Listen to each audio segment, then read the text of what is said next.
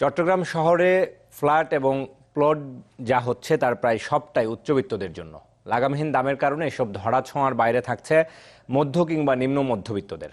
সরকারি বেসরকারি খাতে বহু আবাসন প্রকল্প হলেও তাতে জায়গা হচ্ছে না স্বল্প আয়ের মানুষের। এ নিয়ে কোনো উদ্যোগও নেই কারো, ফলে সবার জন্য আবাসনের কথাটি কেবল স্লোগান হিসেবেই থেকে যাচ্ছে।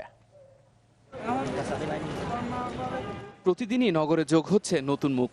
জীবিকার সন্ধানে আসা এসব মানুষের সবারই স্বপ্ন কিছু সঞ্চয়ের পর একটু মাথা গোঁজার ঠাঁই খুঁজে নেয়া, কিন্তু কতজনেরই পূরণ হচ্ছে এই স্বপ্ন?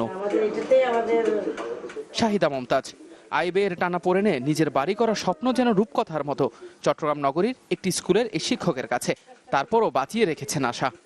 যারা মধ্যবিত্ত নির্মিত তাদের জন্য যদি সরকারি ব্যবস্থাটা করে তাহলে আমাদের জন্য তো ভালো হবে।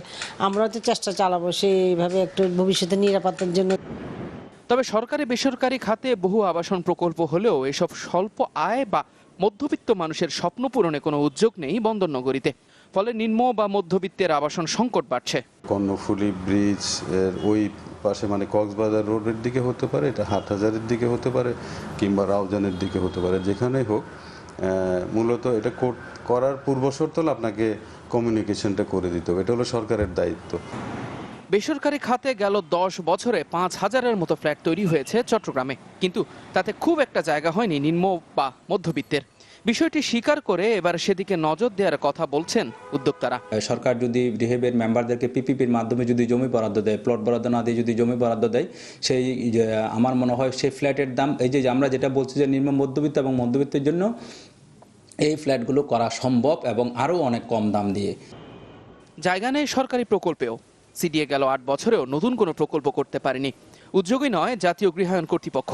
তারপরও আশার কথা শোনালেন সরকারের এই নীতি নির্ধারক।